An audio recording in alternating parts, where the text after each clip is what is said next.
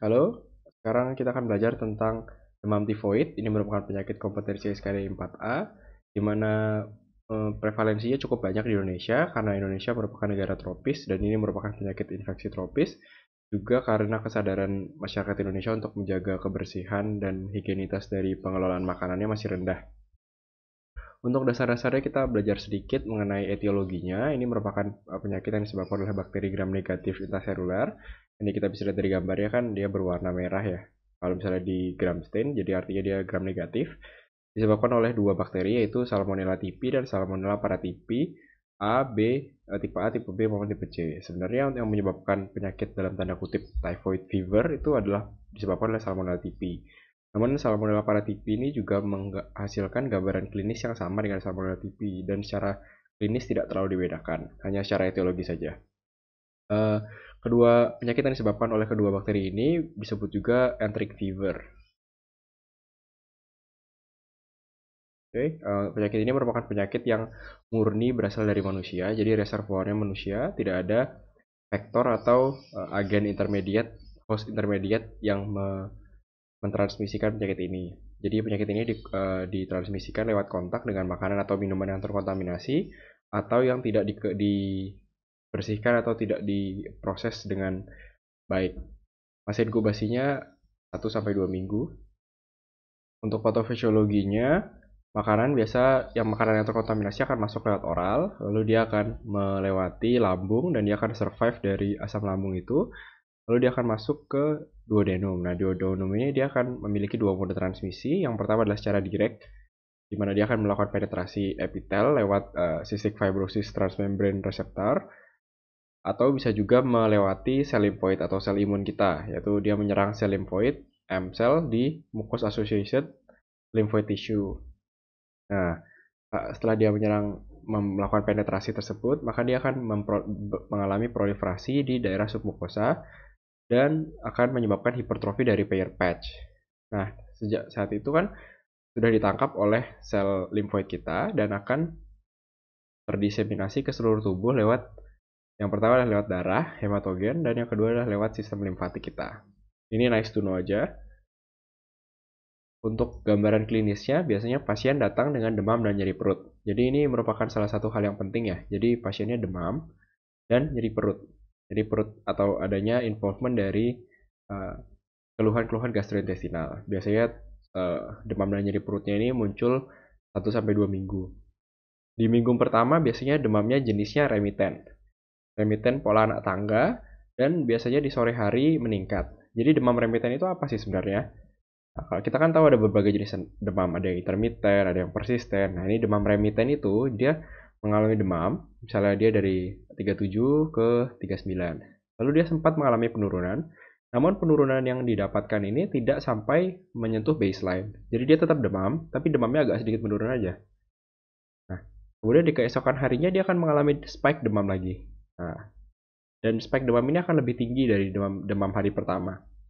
Lalu dia akan mengalami penurunan lagi. Namun penurunan ini tentunya belum sampai menyentuh baseline lagi. Lalu di hari ketiga dia akan lebih demam lagi, yang akan lebih demam dari hari kedua dan hari pertama. Lalu dia akan mengalami turun lagi. Jadi ini namanya demam remiten atau polanya anak tangga. Anak tangga karena dia naik terus. Dan biasanya muncul di sore hari.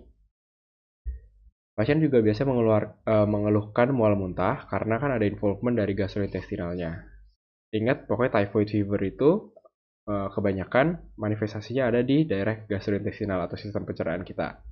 Bisa mengalami diare atau konstipasi. Nah, ini 50-50 ya, 50-50. Bisa 50 orang diare, 50 orang konstipasi. Jadi tergantung kenanya apa. Lalu bisa juga muncul rose spot atau roseola. Nah, ini gambarannya seperti ini. Jadi kayak ada makula-makula yang berwarna kemerahan, makula-makula erythematus yang tersebar. Biasanya ada di dada atau di punggung.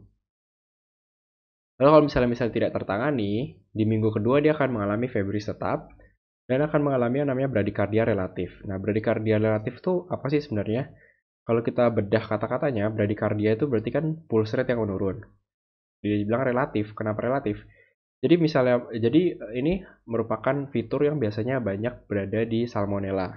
Infeksi salmonella, bradikardia relatif ini artinya temperaturnya tinggi. Ketika temperatur tinggi harusnya pulse rate-nya kan meningkat kan. Ketika kita demam, pulse rate kita biasa meningkat.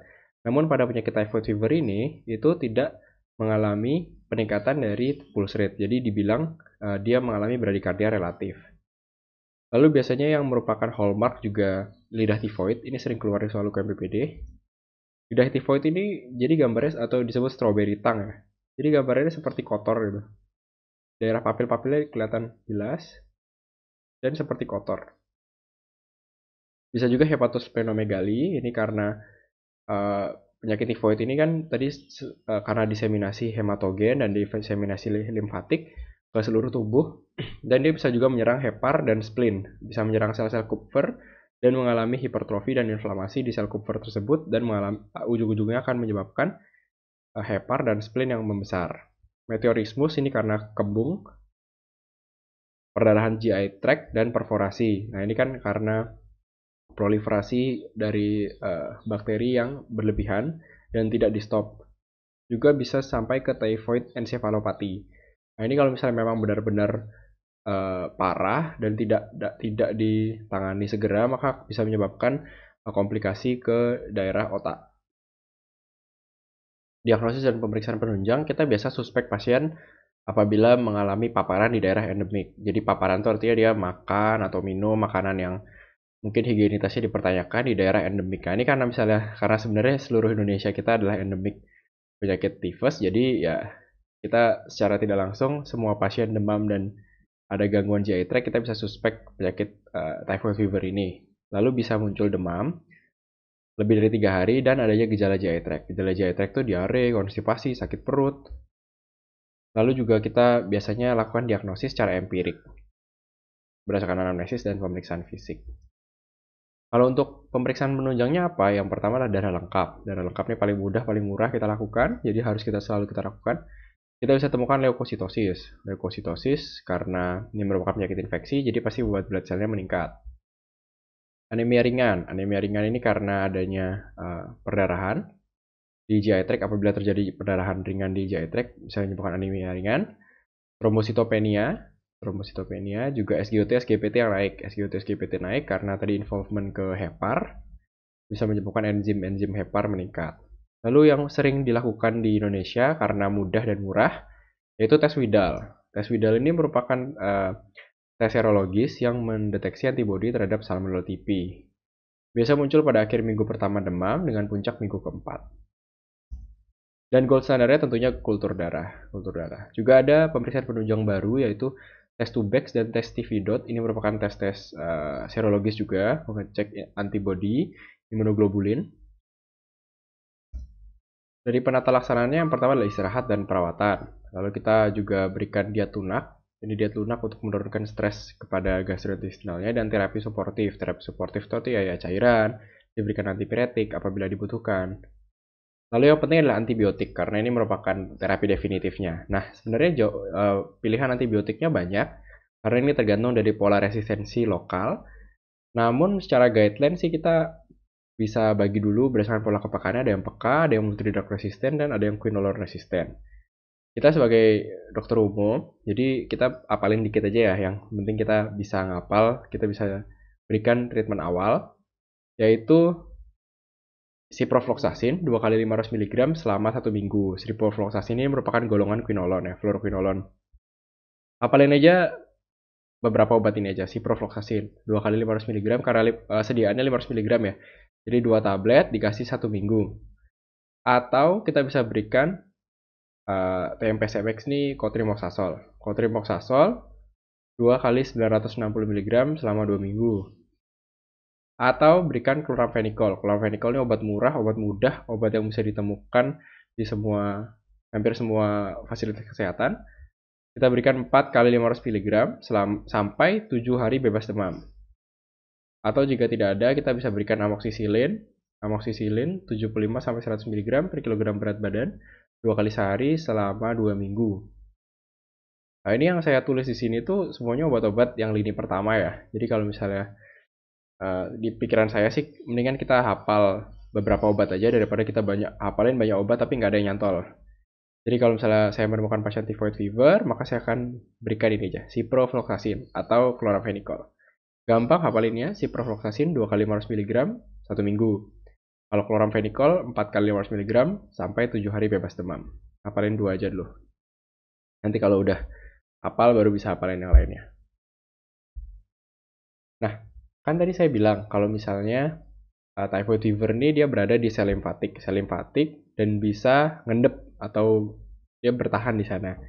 Karena dia bertahan di sana dia bisa menyebabkan yang namanya karier. Karier itu apa? Karier itu orang yang tidak menunjukkan tanda-tanda simptomatis dari typhoid fever, jadi nggak demam, nggak sakit perut, tapi dia ketika di kultur tinja itu dia positif dalam 1 tahun setelah sembuh dari infeksi akut.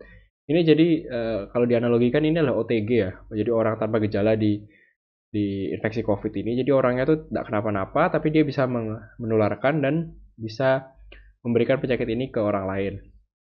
Sumber infeksinya biasanya dari kandung empedu dan ginjal. Jadi si bakteri ini tuh dia suka sekali suka sekali nginep di kandung empedu ini. Faktor risikonya apa? Faktor risikonya biasanya pasien-pasien dengan batu empedu. Kalau dia ada batu empedu kan berarti clearance dari bile-nya kan terganggu. Jadi si bakteri itu bisa ngendep di situ terus, bisa menjadi karier. Karier nih obatnya beberapa, tapi kita hafalin aja yang gampang-gampang. Saya ngapalin ini aja sih. Ciprofloxacin 750 mg 2 kali sehari selama 1 bulan. Efektif karena efektivitasnya 80%. Jadi saya hafalin satu aja. Ciprofloxacin 750 mg 2 kali sehari selama 28 hari. Kalau yang tadi ciprofloxacin 2 kali 500 mg selama 1 minggu. Jadi hafalin kalau misalnya akut ciprofloxacin 2 kali 500 mg berikan 1 minggu. Kalau dia peka fluoroquinolone ya. Kalau dia karier, ciprofloxacin 750 mg 2 kali sehari selama 28 hari. Atau bisa jika diberikan amoxicillin atau ampicillin atau TMP-SMX, terserah kalian. Ya, kita lanjut ke contoh soal. Anak laki-laki, 8 tahun datang ke IGD diantar ibunya karena demam sejak 4 hari yang lalu. Keluhan disertai sakit perut dan mencret. Pasien sering jajan sembarangan di depan sekolah. Teman pasien juga ada yang mengalami hal serupa. Oke, ini soal yang lumayan, ini soal gratis ya, jadi sangat-sangat jelas diagnosisnya. Pasien datang dengan demam. Demam 4 hari yang lalu. Ada sakit perut, ada mencret. Jadi demam plus GI tract involvement. Sejak 4 hari yang lalu. Nah, ini kan dari sini kita bisa suspek penyakit typhoid fever. Ditambah lagi, pasien sering jajan sembarangan di depan sekolah. Tambah faktor risiko, suka jajan, suka makan yang kurang higienis. Teman pasien juga ada yang mengalami hal serupa. Berarti ini lebih mengarah lagi ke typhoid fever karena ada dari riwayat penyakit sosialnya ada yang mengalami hal serupa. Kesadaran kompos mentis, tekanan darah normal, nadi normal, RR 24 kali per menit, suhu 37,5 derajat Celcius. Apa yang akan dilakukan? Pemeriksaan fisik, penunjang, tata laksana. Mungkin untuk yang pertama adalah kita anamnesis terlebih dahulu ya. Anamnesisnya demamnya apa, demamnya tipenya seberapa, apakah sudah pernah diberi obat, apakah pernah turun, kalau turun berapa demamnya. Lalu kita perlu tanyakan gejala-gejala konstitusionalnya, apakah ada hal yang menyertai. Kita juga tanyakan untuk komplikasi-komplikasinya, apakah ada muncul ruam, atau adakah lidah yang kotor, atau apakah ada nyeri abdomen di ulu hati yang tanda-tanda hepatosplenomegali. Untuk pemeriksaan penunjang, kita bisa lakukan pemeriksaan darah lengkap. Tadi kan darah lengkap, tes Widal yang mudah dan murah. Darah lengkap, tes Widal. Lalu ada tes Tubex, tes TV dot, itu jarang ya. Jadi ini kita darah lengkap dan Widal aja. Lalu untuk tata laksananya, kita lanjut. Dari Widal test positif dan Tubex test juga positif ya. Jadi ini sudah terkonfirmasi penyakit typhoid fever secara diagnostik lab. Yaitu obatnya apa? Yaitu yang pertama adalah istirahat. Sudah pasti ya istirahat.